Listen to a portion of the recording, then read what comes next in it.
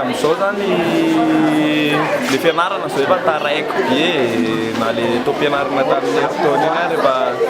efa nisy fahatarikana mihitsy fa tsy hay ara zao raha mbola hemitra indray ny examen amty fa ohatrany tsy mety any le resaka grève fa tokony ahitany fitondram-panjakana vahaolana ihany le fitaken'le mpampianatra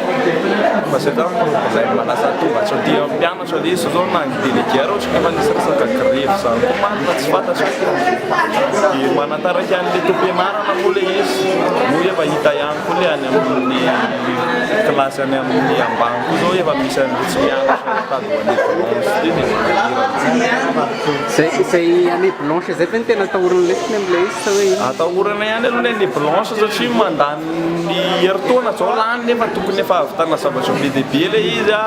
tanora koa mila mitady asa dia lasa taraiky fotsiny raha ohatra hoe misy année blanche zany hoe titoritory